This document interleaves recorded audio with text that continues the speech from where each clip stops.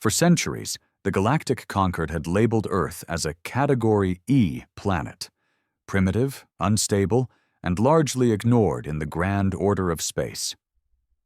Humanity, as far as the other species were concerned, had just barely discovered faster-than-light travel a few hundred years ago. Nothing about them seemed special. No advanced tech, no psychic potential, no unique genetics. Just warlike monkeys crawling out of their blue dirt ball. But the thing about humans? They were always underestimated. Captain Reeve Varath of the Zalari fleet had been stationed near Earth's sector for 11 cycles. It was a dull assignment: monitor trade, prevent illegal mining in the Oort region, and occasionally shoo away rogue scavenger drones. Not once had Earth stirred any real interest. Until the day it happened. A ripple, like a tremor through hyperspace, cracked across a dozen systems. It wasn't an explosion, not a warp drive, not anything in the recorded galactic database. It was a frequency hum. A signal. Old, layered in ancient code, but unmistakably human. "What the hell was that?" his XO, Lieutenant Serac, hissed as the bridge lights flickered.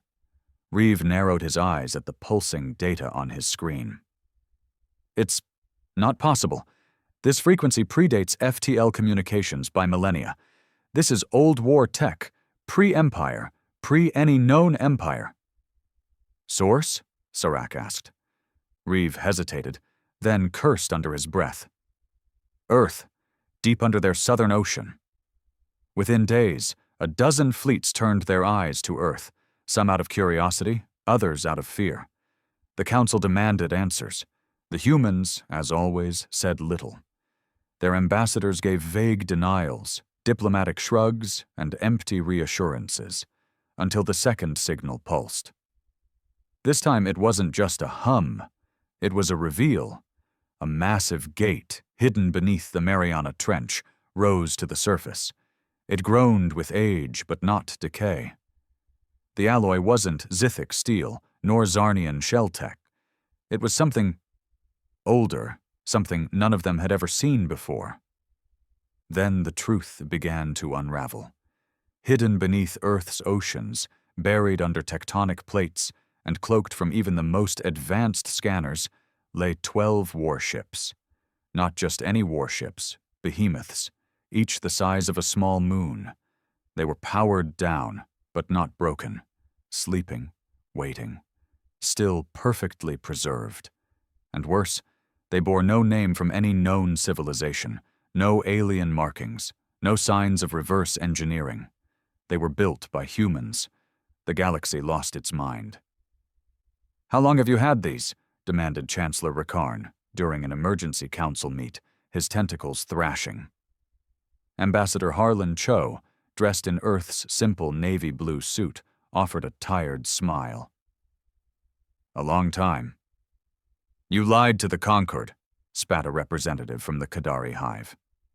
"We never said we didn't have them," Cho replied calmly. "You assumed we were weak. We saw no reason to correct that assumption." "You were primitive class. That puts you under disclosure laws." Cho leaned forward, voice dropping to a whisper that still echoed across the hall. "That classification was never meant for us. You made it up to keep us under watch. You feared what we might become, and yet you had no idea what we were." Some demanded war, others demanded immediate deactivation of the warships. A few, the smarter ones, just sat in silence, realizing a horrifying truth. Humanity hadn't just arrived in the galaxy late. They had been here first. And they'd left behind monsters. The day the warships surfaced, Earth changed forever. Not just in the eyes of the galaxy, but in how it saw itself. For centuries, humans had believed their history was linear, a slow crawl from fire to flight, from stone tools to steel skyscrapers. But the truth was messier, buried deep beneath layers of deliberate silence. They weren't just discovering the warships, they were remembering them.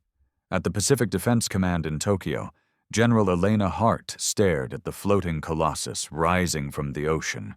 Waves crashed against its sides, but the vessel stood tall, immovable, ancient, humming with a kind of power that didn't belong in any modern warbook. "Any movement?" she asked. "None," her lieutenant replied, "but sensors indicate internal systems are waking up. Not all at once, slowly, like it's testing the air." Elena's jaw clenched. The Council was pressuring Earth's governments for access. The Qadari wanted boarding rights. The Valeri Confederation issued an ultimatum: dismantle the warships or face sanctions. The Durrell Empire had already moved a small fleet near the moon. For observation, they claimed. But Earth didn't blink. Not this time. Not when the past was resurfacing in steel and silence.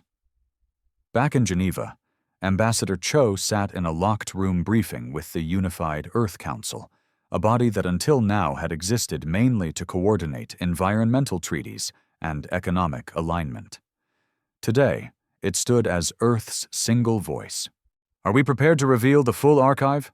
one councilwoman asked, her voice tight. Cho shook his head.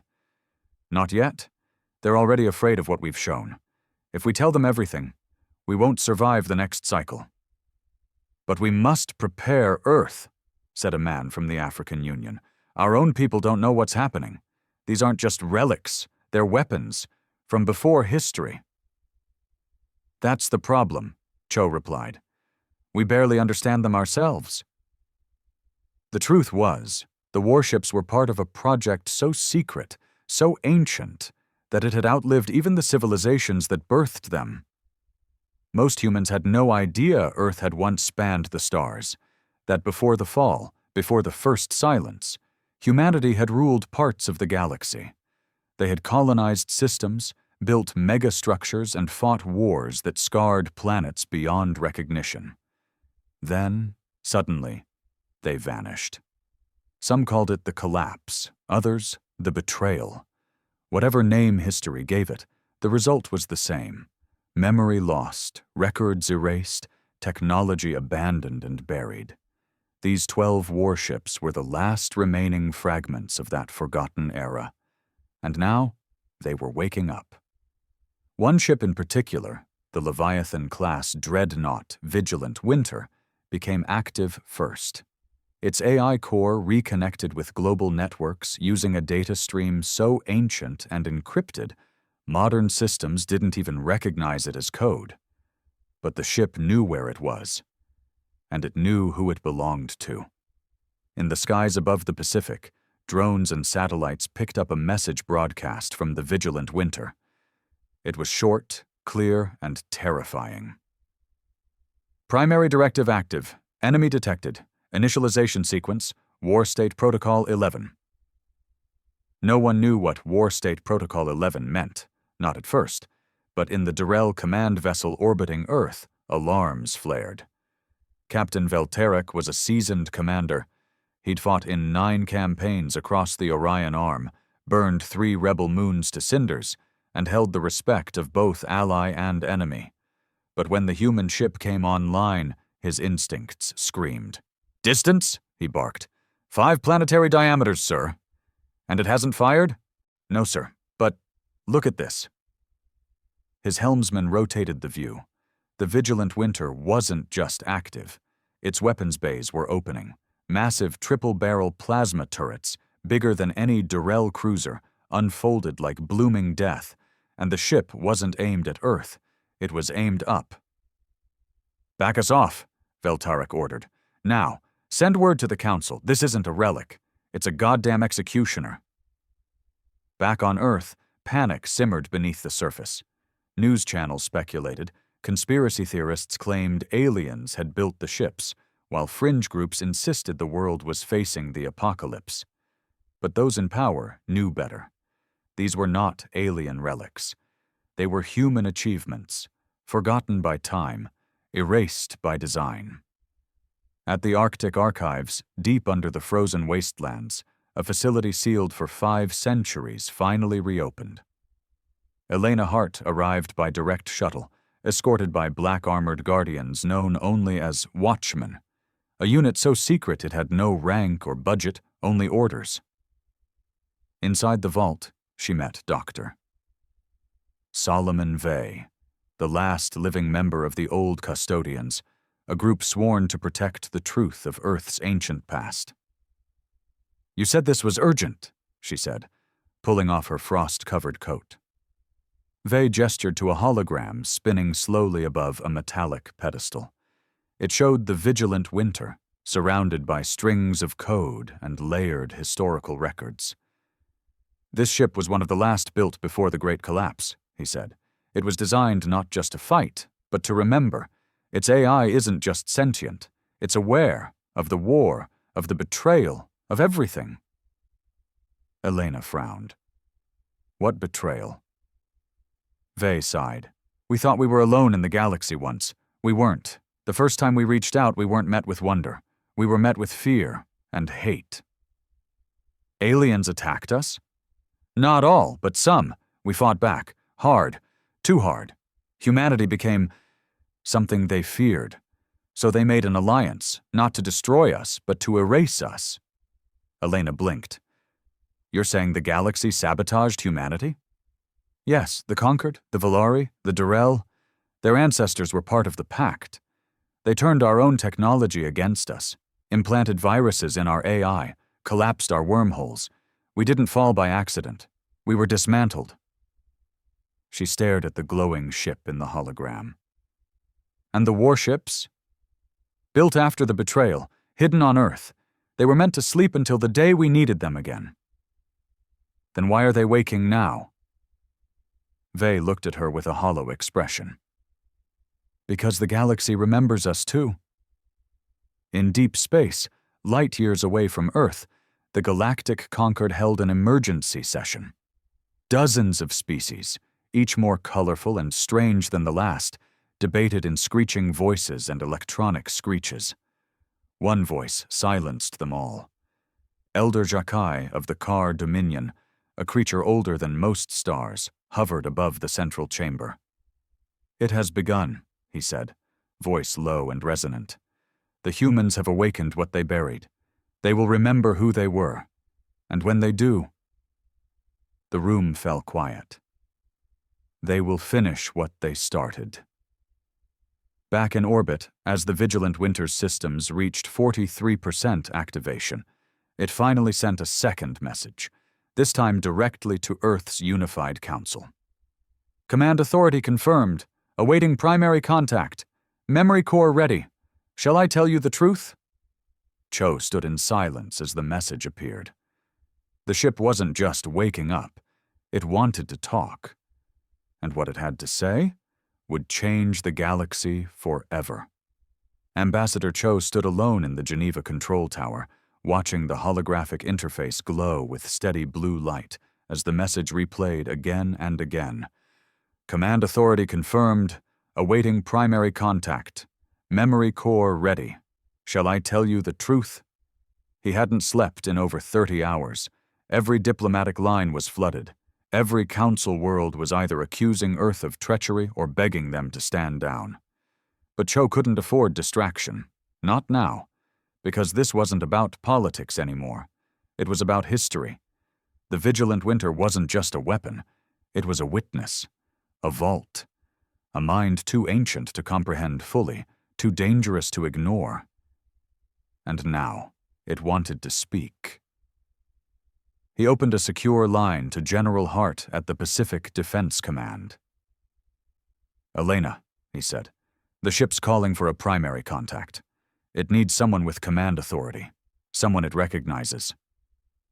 "You think it means you?" she asked, voice crackling through the encrypted channel. Cho didn't answer for a moment. Then, with quiet certainty, he replied, "No. It doesn't want me. It wants her."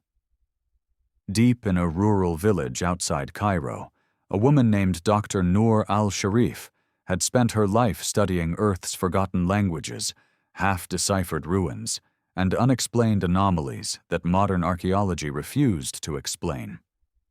She was mocked for her theories, labeled a conspiracist by the mainstream, until the warships rose from the sea. Now, the Unified Council had sent a black vitriol to extract her personally. When she stepped aboard, she already knew where she was going. "I've read the old glyphs," she told the escort soldier beside her. "The ones no one could translate, the ones we thought were alien." "And?" the soldier asked. "They're not alien," she said softly. "They're human. Just old.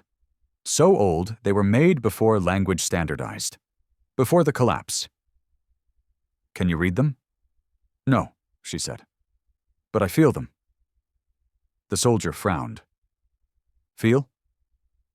Dr. Al-Sharif turned her eyes to the horizon as the VTOL cut across the sky toward the Pacific. "It's not about words," she said. "It's about memory." When she arrived aboard the floating platform near the vigilant winter, the wind howled and the ocean roared beneath the hovering beast. The warship towered above them like a cathedral built for giants.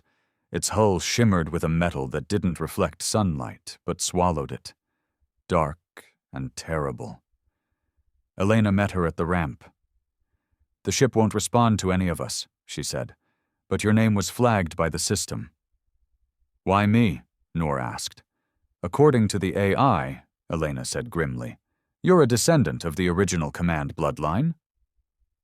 Noor didn't speak. She stepped onto the boarding bridge, her boots echoing over the metallic path. As she approached the hatch, it opened on its own. No creak, no hiss. Just silent obedience. The vigilant winter was awake. Inside the ship, everything felt alive. The walls pulsed faintly, the lights dimmed and brightened with each of Noor's steps, as if the ship were breathing. Ancient runes flickered along the walls, not carved but grown into the metal itself. They didn't shine like lights. They shimmered like memories. A voice echoed through the corridor. "Primary lineage detected. Dr. Noor Al-Sharif. Bloodright confirmed. Welcome, Commander." She stopped. The ship spoke in perfect English, but the voice wasn't mechanical. It was calm, deep, male, human. "I'm not a commander," Noor said out loud. "You are now." A platform rose from the center of the chamber ahead, and on it a glowing core of blue crystal spun slowly in the air.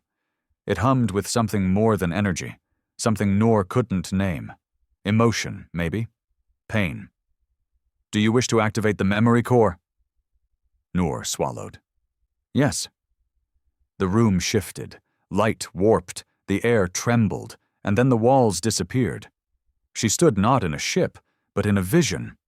A memory recorded so vividly it didn't feel like a hologram. It felt real. She saw cities, vast glowing cities spanning planets, human-built, sleek and towering, surrounded by stars. Fleets of ships so enormous they blocked out suns, colonies on moons, artificial habitats in deep space, megastructures like rings and spheres orbiting dead stars. Humanity hadn't been primitive. They'd been gods. Then the vision darkened. She saw war, human fleets burning other civilizations from the sky, worlds shattered by planet killers, drones swarming like locusts through alien cities, entire species enslaved or destroyed. She saw faces, human commanders with cold eyes and orders of extinction on their tongues. And then, betrayal, a secret alliance, alien races uniting in desperation, spies infecting human systems with memory plagues, wormholes rigged to collapse, icors estão corrompidas. One by one the great human cities fell, communications died, fleets vanished, colonies turned dark. Humanity was unmade not by force, but by erasure. Their final act was to hide what remained. The 12 warships were the last hope, a fail-safe. Memory vaults wrapped in steel, carriers of truth, guardians sleeping deep under the cradle of civilization. Earth. When the vision faded, Noor collapsed to her knees, tears streaming down her face. She whispered, "We were monsters." "Not monsters," the ship replied. "We were survivors, but we lost our way." "You must decide now. Keep the past buried, or let the galaxy remember who you are." Outside, global protests erupted as footage leaked of Noor's entry into the warship. Conspiracy channels declared her the Queen of the Sky Gods. Religious factions called her a prophet. Aliens saw her as the rebirth of a genocidal empire. The Durrell fleet in orbit withdrew to lunar distance. Other species dispatched warships to protect themselves. Fear spread like wildfire. Cho returned to the platform, now under full lockdown. He met Noor in the control chamber. "What did you see?" he asked. She looked up at him, hollow. "The truth. We were kings, and we were tyrants. We ruled, and we fell." "Then why wake up now?" Noor didn't answer immediately. Finally, she said, "Because they're planning to do it again." "Who?" She pointed upward. "The conquered. The same species that ended us once. They know what we were. And now that we're awakening, they'll try to finish the job." In orbit, the first strike came without warning. A conquered stealth cruiser launched a viral warhead aimed at Earth's satellites. Within seconds, 70% of Earth's orbital network went dark. The Council disavowed the attack, but no one believed them. Humanity had shown its teeth, and the rest of the galaxy was already sharpening knives. Cho gave the order. "Wake the fleet." Elena hesitated. "All of them?" "No more hiding," he said. "It's time they remembered who we are." One by one, the warships rose from the oceans, deserts, ice sheets, and jungles, leviathans from another age, each with its own personality, history, and mind. The vigilant winter led them, the sky over Earth filled with ancient fire. And then, the warships spoke, not just to Earth, but to every corner of the galaxy. "We were made to protect our kind. You erased our people, you erased our story, but we remember. Humanity is not rising.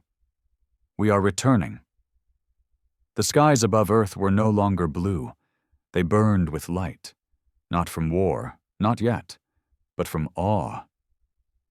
12 ancient warships had emerged from hiding and hovered silently in Earth's atmosphere like gods returned from exile. The vigilant winter, at the front of the formation, eclipsed clouds and cast its shadow across entire cities. On every continent, people stood frozen, looking up. Some prayed, some wept, some screamed. The world had changed overnight, and everyone felt it in their bones. For the first time in remembered history, humans were not alone. Not because aliens existed, but because humanity had been here before, and what they were now awakening was bigger than any alien threat. The Unified Earth Council went into permanent emergency session. Martial law was declared in over a dozen nations. Old enemies became allies under the weight of the revelation, and for once, Earth was united by something other than fear. It was united by truth. And the galaxy noticed. In the Durrell home system, Council General Artok of the Strategic Command bellowed orders through clenched jaws. "They have activated all 12 ships. Satellite scans confirm orbital positioning. Each vessel carries mass energy output equal to a Class 5 star core generator." An aide trembled behind him. "Do we retaliate?" Artok turned slowly. "No," he said, voice low and guttural. "We apologize, and we pray. They don't remember everything." But it was already too late for diplomacy, because the conquered had already struck first. The viral satellite strike wasn't a rogue action. It was a calculated test, a poke at the sleeping beast. And now, the beast was stirring. On Earth, in a high-security command room beneath Mount Fuji, Ambassador Cho stood at the holotable with General Hart and Dr. Noor al-Sharif. The air was heavy with tension. Dozens of screens showed orbital feeds, military mobilizations, and intercepted alien transmissions. "They're preparing for war," Elena muttered. "The Durrell, the Valeri, even the neutral Rixari have activated battle fleets." Cho rubbed his temples. "They think we're going to retaliate." "Well," Elena said, "are we?" Noor remained silent, staring at the glowing projection of the vigilant Winter. The ship hadn't moved from its position, but its influence was spreading, quietly patching into Earth's defenses, repairing satellite systems, and launching thousands of nanodrones into the upper atmosphere. "It's not about if we retaliate," she said finally. "It's about what happens when we do." Elena narrowed her eyes. "Explain." Noor turned. The vigilant Winter and the others, they weren't just weapons. They were command vessels in a larger fleet, a fleet that doesn't exist anymore. But the ships were designed with something else: self-replication capabilities, fabrication systems, star forges. Cho's face paled. "You're saying they can build more?" Noor nodded slowly. "Not just ships, infrastructure, defenses, entire planetary systems if given enough time and resources." "And what happens when the galaxy realizes we're not just waking up, but rebuilding?" Elena asked. "They'll strike before we're strong again," Cho said grimly. "They'll hit us with everything they've got." A heavy silence fell over the room. Then Noor said quietly, "Unless we strike first." It started small. The vigilant Winter deployed a broadcast. Not a threat, not a demand, but a warning. The signal traveled at light speed, repeating on all known galactic frequencies. "You struck us in silence. You denied our existence. You erased our memory. We will not forget again.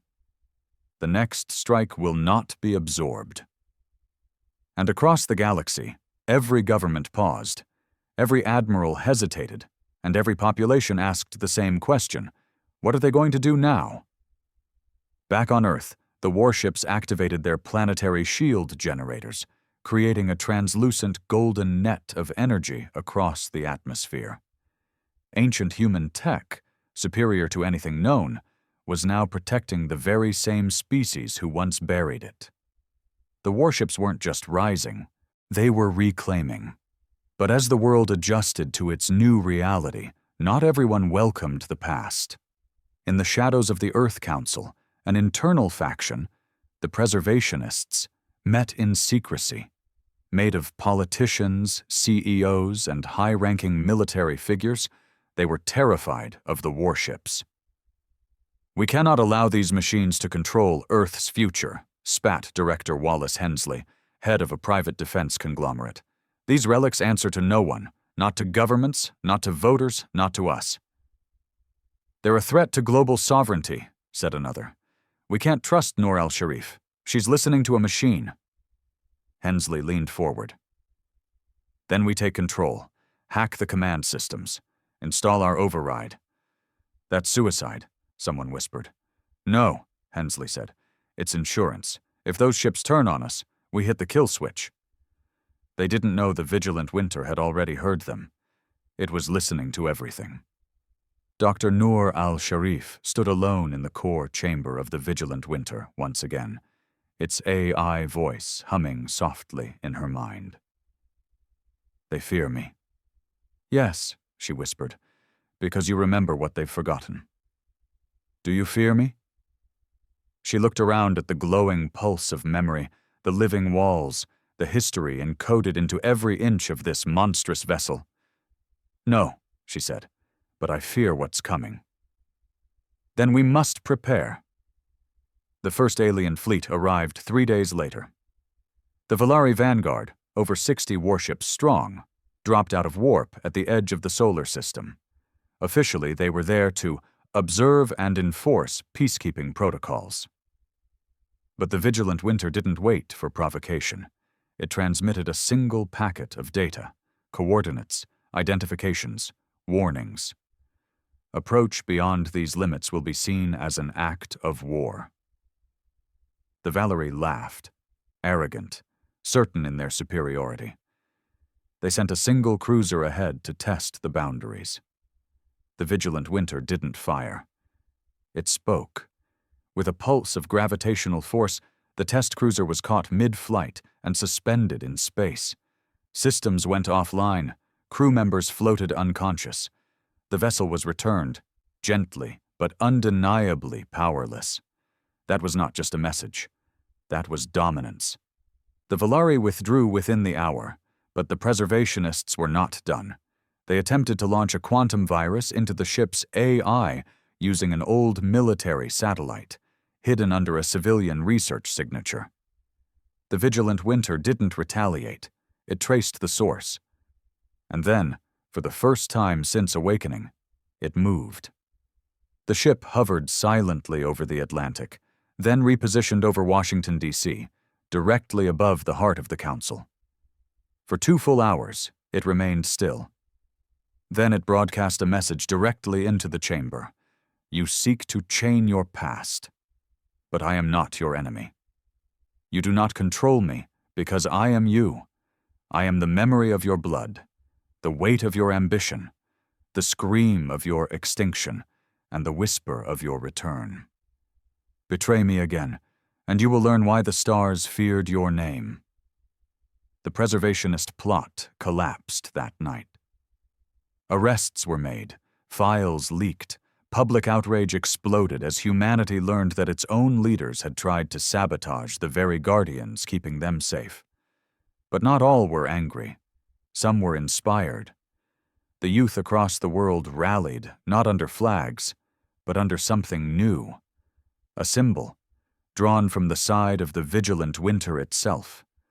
A circle broken by a single slash. It meant unity through memory. They called themselves the Returned. Not warriors, not soldiers, heirs. And Noor al-Sharif, once a quiet academic, now stood as the reluctant symbol of Earth's rebirth. A voice between old humanity and the frightened, fragile world it had become. In the skies above Earth, the warships shifted formation. They weren't pointing outward anymore. They were aligning around Earth, encasing it like sentinels. The galaxy watched, waited, braced, because the ships were no longer waiting to be attacked. They were preparing for movement. The vigilant Winter broadcast once more, this time not just to Earth or its enemies, but across all sectors. We do not seek conquest. We do not seek revenge, but we will no longer be forgotten. We are human, and we remember. The world didn't go back to normal. It couldn't. There was no such thing as normal when 12 ancient warships hovered in your skies, and your civilization's forgotten past threatened to devour its present. People no longer argued over taxes or elections or energy policies. Now everything was about the return. Across Earth, a quiet but powerful shift occurred. Universities reopened ancient archives. Forbidden texts were declassified. Churches, temples, and science institutions found themselves on the same side for once, trying to piece together the story of who humanity once was. Some saw this as salvation, others a curse. And somewhere in between stood Noor al-Sharif, who now spent her nights inside the vigilant Winter, talking to a machine that felt more like a soul. It didn't call her commander anymore. It called her daughter. "Tell me the rest," she said, as she stood in the AI chamber, her voice soft against the deep thrumming of the ship. "What would you do with the knowledge?" the ship asked. "I don't know." "Then you're not ready."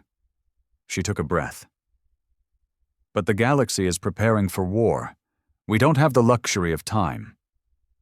"You think time is your enemy, but it's the one thing we left behind to protect you." She stepped forward, placing a palm against the central memory core. "I need to know why we were erased.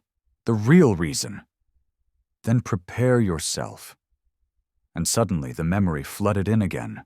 1,000 lives, 1 billion screams, a galaxy burning. She saw the end, not the end of humanity, but the end of everyone else.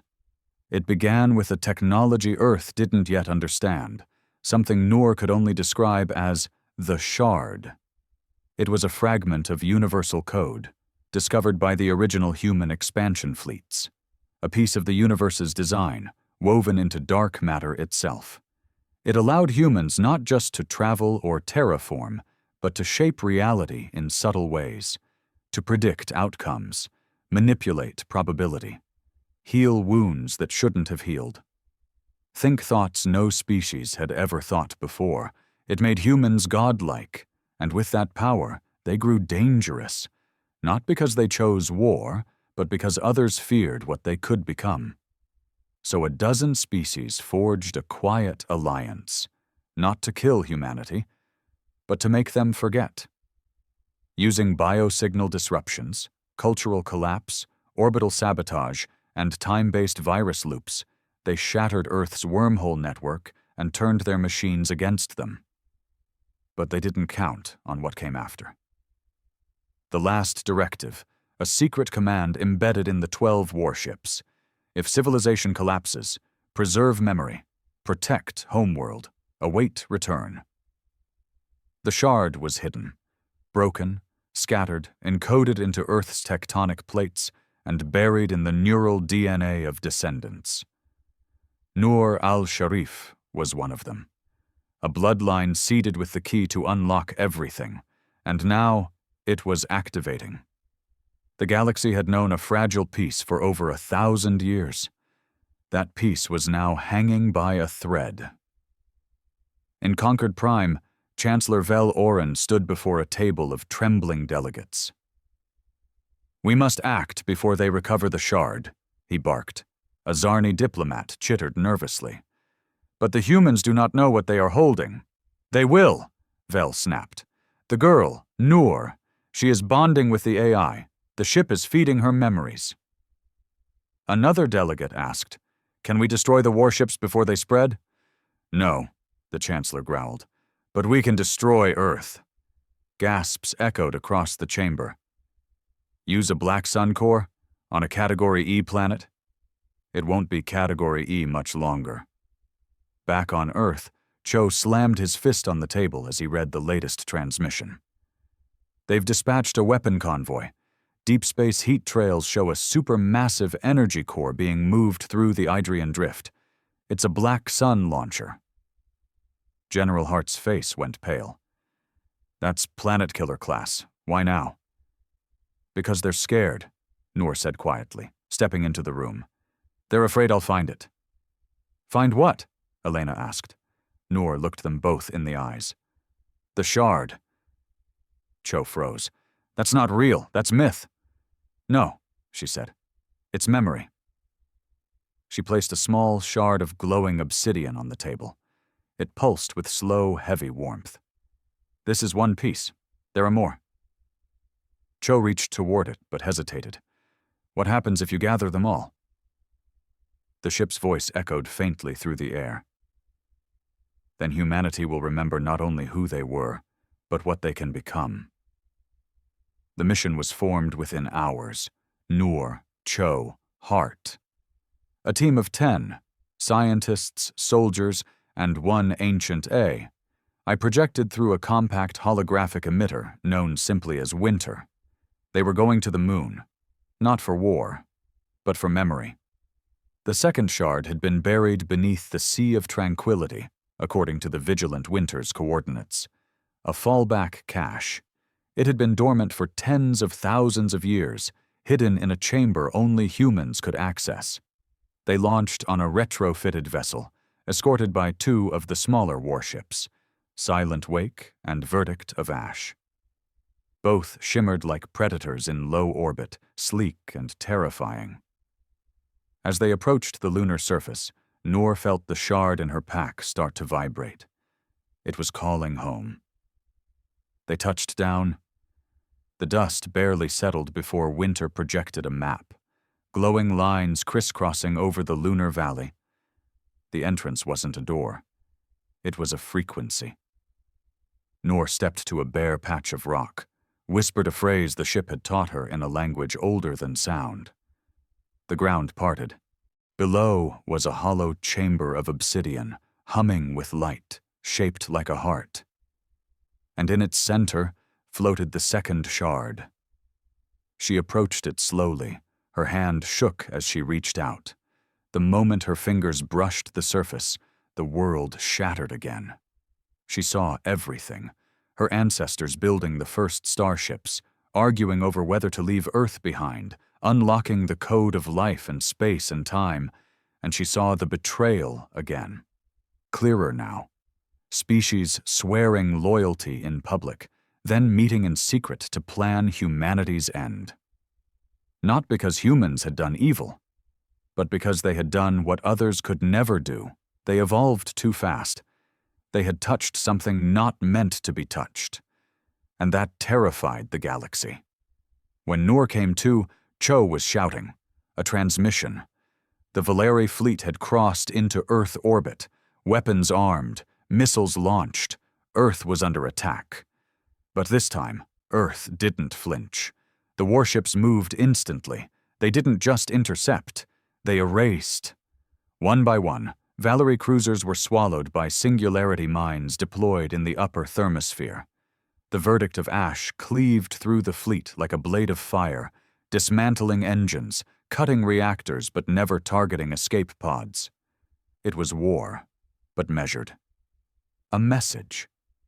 In the aftermath, Noor stood in the vigilant winter once more, both shards glowing at her side. The AI's voice was quieter now, almost reverent. 2 remain, 1 in orbit, 1 on Concord Prime. Cho cursed. Of course. The main government. They took it as insurance. Elena nodded grimly. And now that we've responded, they'll justify using their planet killer.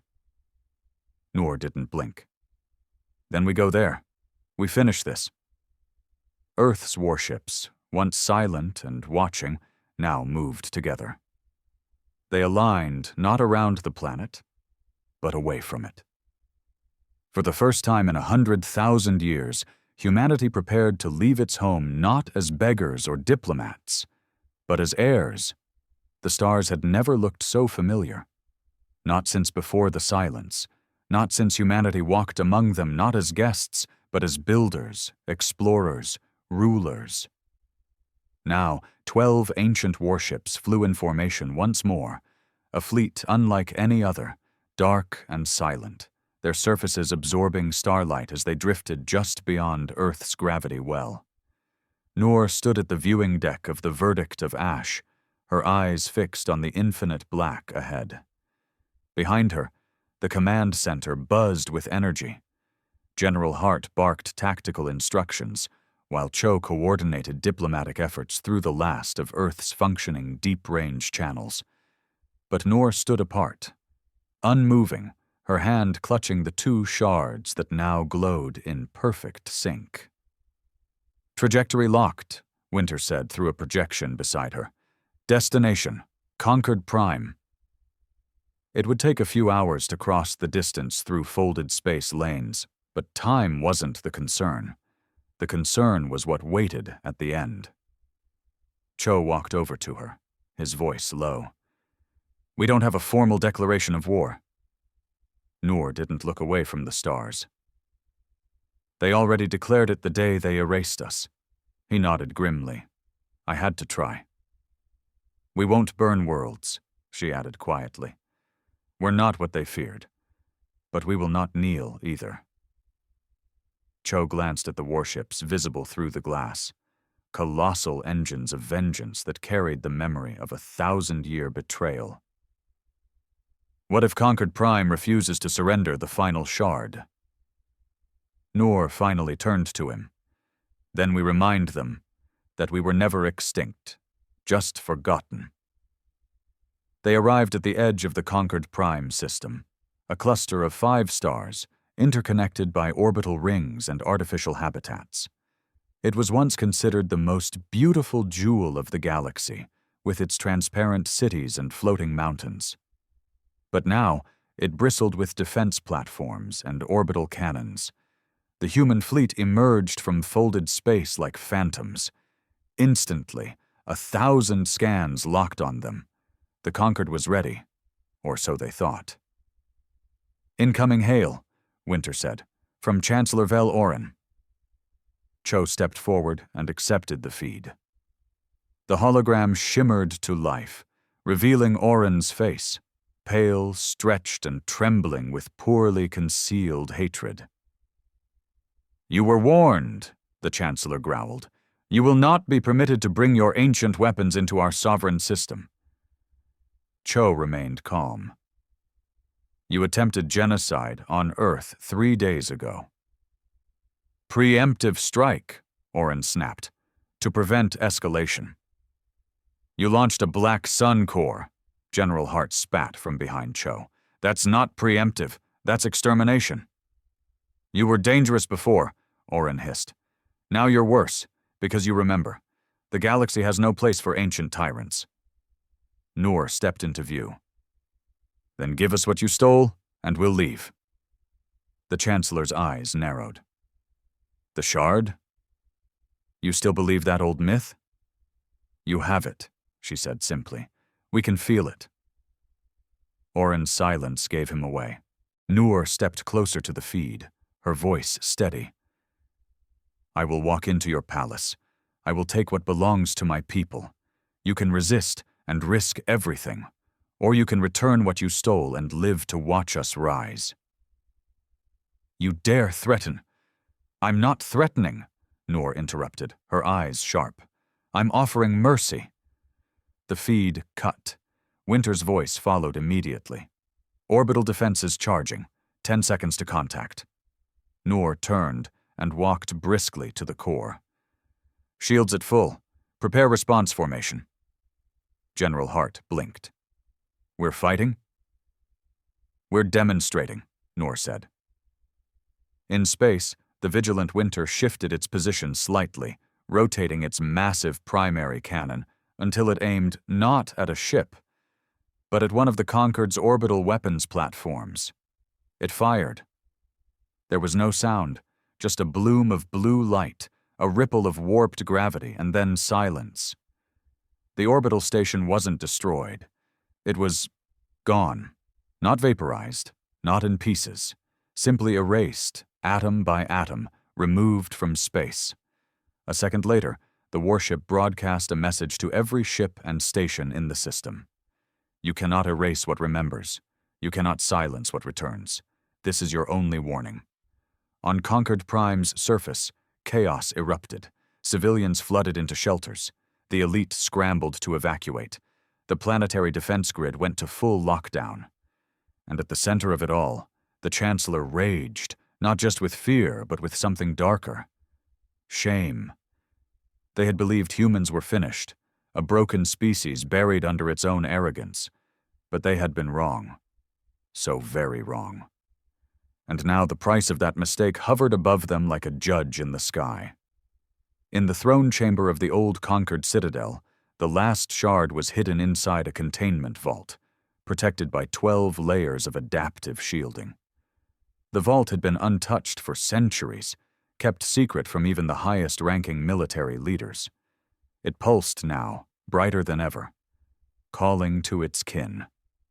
Noor stood in the verdict of Ash's deployment bay, watching as the dropship loaded. She wore a black suit of adaptive armor gifted by the vigilant Winter, lightweight, sleek, and lined with ancient nanofiber that responded to her thoughts. Cho and Hart approached. "You sure about this?" Elena asked. "If I don't go," Noor said, "the shard won't come. It's bonded to my bloodline." Cho nodded slowly. "We'll cover you. If things go wrong—" Noor glanced at the 2 ships flanking them in low orbit. "They won't go wrong." The dropship breached the atmosphere under cloaking, landing silently on the outer edge of Concord Prime's central city. The capital was already a ghost town, emptied of civilians and swarming with mechs and AI-driven defenses. But the defenses never saw her coming. Winter's drones scrambled their sensors. Hart's tactical team breached the outer defenses in under 5 minutes. And Noor, accompanied by only 2 elite guards and a handful of nano-shield walkers, made her way into the heart of the citadel. It wasn't a battle. It was a walk through history, because the walls were carved with human designs, remnants of the very civilization the Concorde had buried. Ancient sigils, battle records, diagrams of the warships. They had turned humanity's legacy into their foundation, while erasing their name from it. At the end of the hall was the vault. It opened for her without a word. Inside floated the third shard, deep red, vibrating with a hum that rattled her bones. When she stepped forward and touched it, she didn't collapse. She awakened. Her mind flooded with data, not memories but coordinates, instructions, diagrams. She saw what the shards truly were, not just fragments of memory, but keys to something larger, something buried beneath Mars. Back aboard the Verdict of Ash, Noor placed the third shard beside the others. They pulsed in unison, glowing with unbearable intensity. Winter's voice echoed across the chamber. "Final sequence unlocked. Humanity's legacy is ready." General Hart leaned forward. "Legacy?" "Project Epoch." Cho furrowed his brow. "What is it?" Noor turned toward them slowly, her eyes glowing faintly now, touched by something deeper. "A seed," she said. "A last gift from old humanity, a world forge hidden beneath Mars, capable of building new civilizations, star systems, empires." "And the fourth shard?" Cho asked. She looked out the viewport toward Mars. "It's already calling us." Above Concord Prime, the human fleet drifted silently as a storm of confused transmissions filled the air. But Earth didn't fire. They didn't conquer. They came. They took what was theirs. And they left. The galaxy didn't know what to do with that. They expected revenge. What they got was purpose. As the fleet turned toward Mars, Noor stood at the helm of the vigilant Winter. The galaxy had tried to erase them. Now, humanity would write itself back into the stars, not with fire and fury, but with memory. And soon, with creation. Mars. The red planet had always been a symbol of ambition, a frozen promise just beyond Earth's reach. Colonies dotted its equator, scientific outposts, mining domes, and corporate settlements. For centuries, humanity had treated it as a frontier, something to exploit. But they had no idea what lay buried beneath. No one did. Until now. The 12 ancient warships floated above the Martian atmosphere in a perfect ring, silent and reverent. Even their AI cores seemed quieter, as if they too were unsure of what came next. Noor al-Sharif stood at the command deck of the vigilant Winter, flanked by Cho and General Elena Hart. Before them, the three shards pulsed slowly on a raised plinth, humming in synchronicity with something deep under the crust of Mars. A signal had awakened, a code that hadn't been active in over 100,000 years. Project Epoch had heard the call, and it was answering. The descent into the Martian surface began with seismic tremors. From orbit, they could see the planet shifting. The ancient sands trembled. The Olympus Mons Ridge lit up faintly, glowing with symbols only visible from space, human glyphs, long forgotten, etched into the rock by machines that no longer existed. Or so they thought. Noor leaned forward, watching through the viewport as a circular panel near the Valles Marineris cracked open. Not with violence, but like an eye awakening. From beneath the planet's crust, a structure emerged. Massive, angular, triangular in shape but organic in movement. A monolith carved from obsidian and steel, taller than any building on Earth, wide enough to dwarf entire cities. It floated upward, rising like a god from the underworld, a gateway. Beneath it, energy flared, not like fire or plasma, but like creation itself. Reality bent around it. Time slowed. Colors bled into one another. "Are we seeing a stable space-time distortion?" Elena whispered. Winter responded, its voice low with reverence. "We are seeing a doorway to the forge of civilizations." As the verdict of Ash led the landing team down, Noor felt a pressure in her chest, like 1,000 voices whispering in a language she had never learned but somehow understood. The fourth shard, still hidden, was inside the forge. And so was the truth, not just of Earth, but of all of humanity. The ground crew landed near the base of the floating gateway, surrounded by a swirling mist that rose from the crackling energy field below. Their boots touched red dust, but it didn't behave like dust. It moved, shifted, spiraled away from their steps as though sentient. "Radiation's off the charts," one of the engineers reported, "but it's not damaging." "That makes no sense," another said. "It's like the rules don't apply here." Noor walked ahead, her hand stretched towards the gateway. The 3 shards floated behind her, hovering on a gravity field, slowly rotating. "Warning," Winter said. "We are approaching a singularity created by ancient human technology. Unknown effects may occur." "Noted," Cho muttered, his hand resting on his holstered sidearm. "Let's assume we're walking into the impossible." Inside the gateway, the team found no walls, no corridors, just memory. Images flickered around them, like holograms painted across space-time itself. They saw stars being seeded, planets constructed, rings of civilization forming across the galaxy. They saw humans not as explorers or soldiers, but as architects. Each scene showed a stage of Project Epoch, an operation that had begun near the end of the old human empire, a desperate attempt to preserve more than just survival. It was a project meant to ensure rebirth, not just of technology, not just of power, but of purpose. The galaxy had feared humanity because it built too fast, thought too deep, felt too much. No other species adapted like they did, and that made them dangerous. So the conquered conspired to kill them. But they failed, because humans didn't rely on memory alone. They had seeded their resurrection into the very planets they touched. Mars was the cradle, and at its heart was the final shard. Noor stepped into a circular chamber at the center of the forge. It wasn't made of stone or metal, but of raw memory, crystalline data formed into solid shapes, hovering mid-air. And at the center hovered the 4th shard, white, glowing, silent. It pulsed once when Noor entered, and then floated into her outstretched hand without resistance. As her fingers closed around it, the other 3 shards flared, and suddenly they merged, forming a perfect cube of light and matter. She felt every part of herself unlocked, all her fears, all her doubts, all her ancestors. "You are now keeper of the Epoch key," Winter intoned. "Humanity's legacy is yours to awaken." Elena and Cho watched as Noor stood in the center of the forge, light swirling around her like fireflies, her body rising several inches above the ground.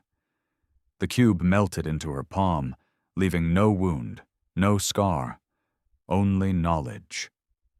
When she lowered back to the ground, her voice was calm, steady. "They built this to give us a second chance," she said, "not to dominate, but to correct what they became. A civilization this powerful, unchecked, was always doomed.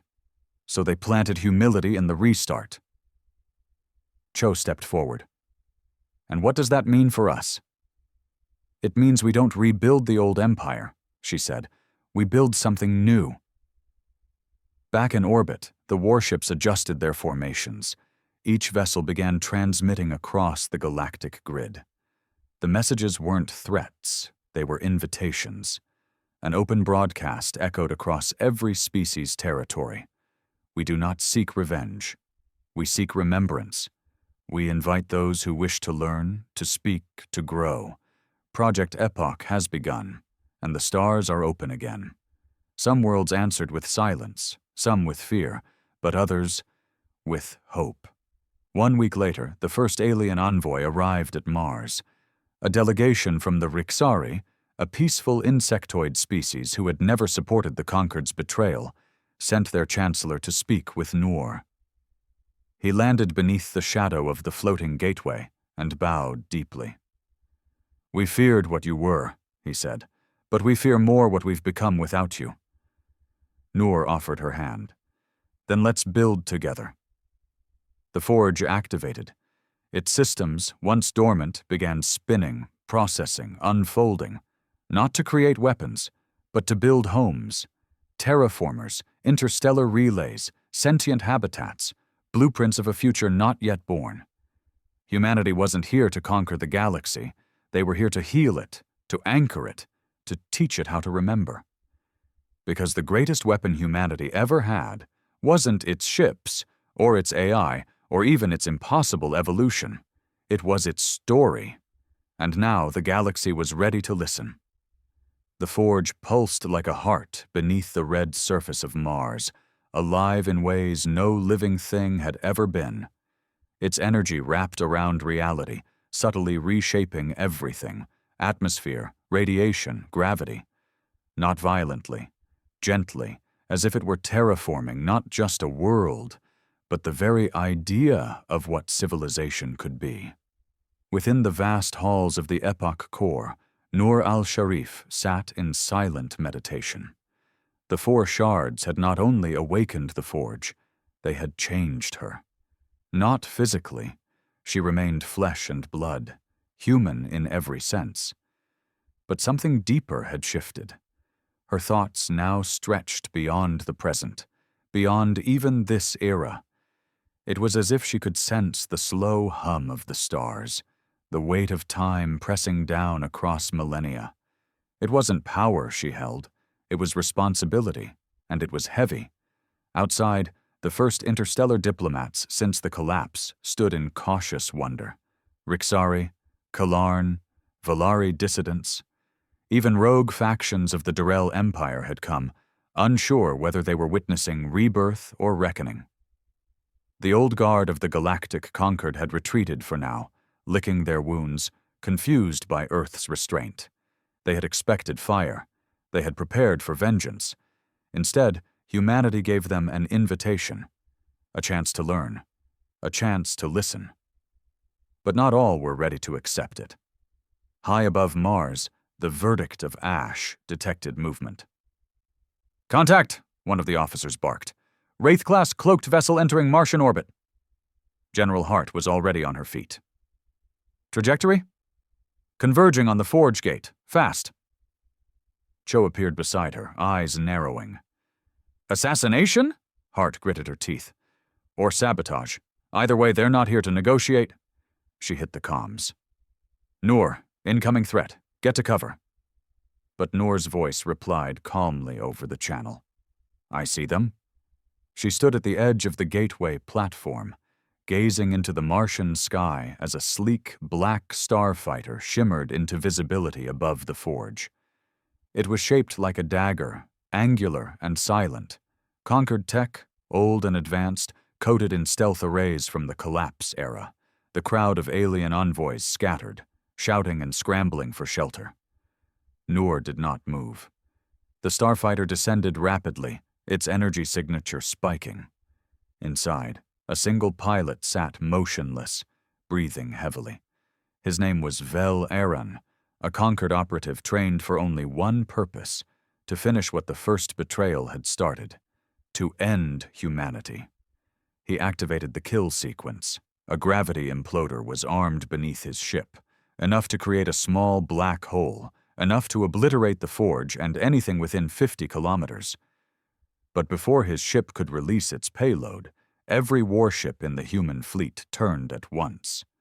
12 ancient leviathans locked onto him, silently, precisely.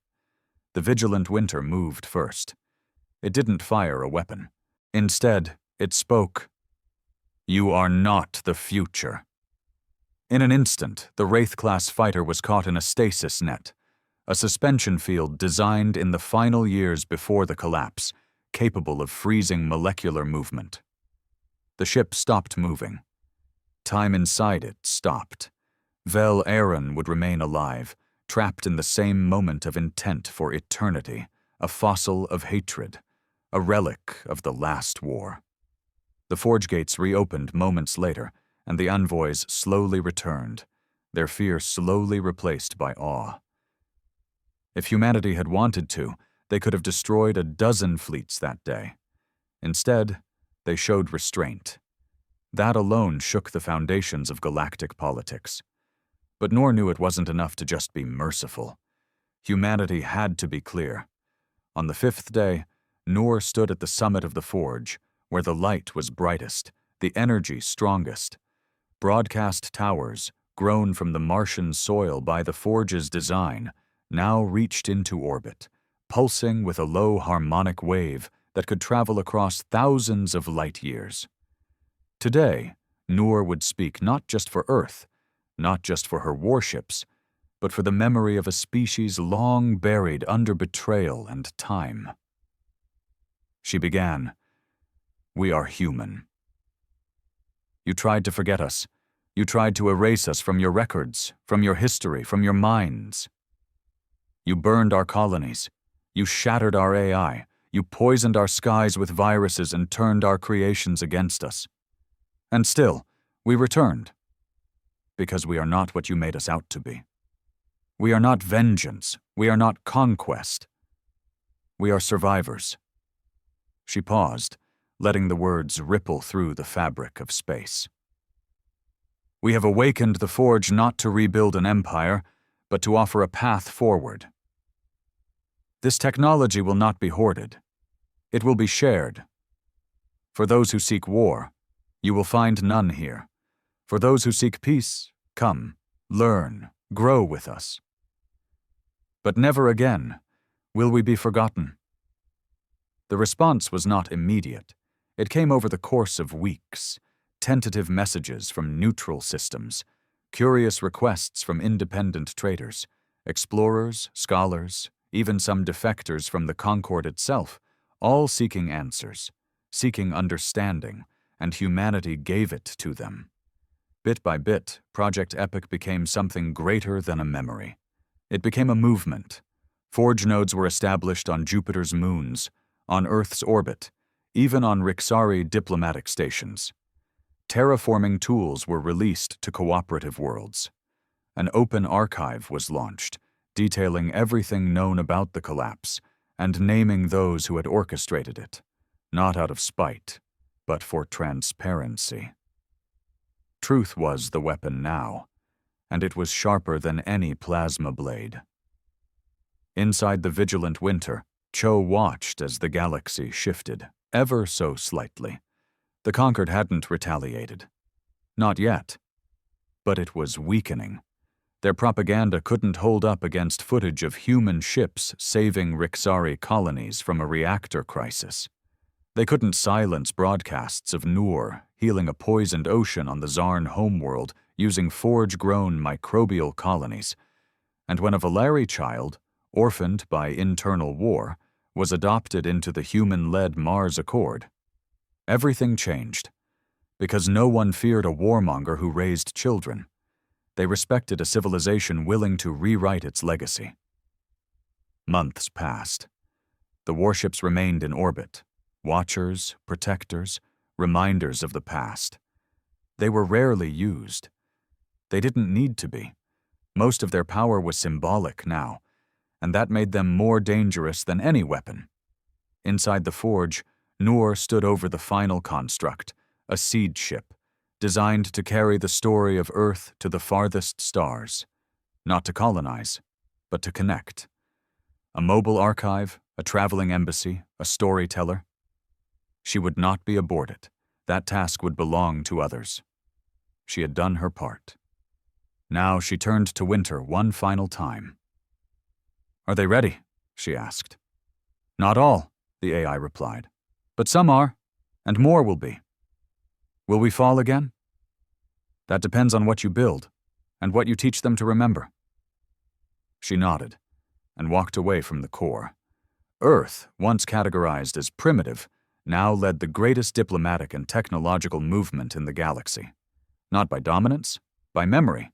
And across the stars, species spoke of the return not with dread, but with curiosity, with wonder.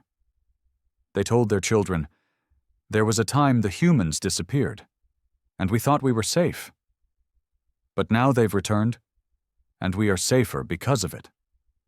In the end, humanity's greatest legacy wasn't warships that defied physics. It wasn't the shard. It wasn't even the forge. It was the courage to rise from betrayal and choose something better. A civilization that had every reason to hate the galaxy, chose to heal it instead. And that changed everything.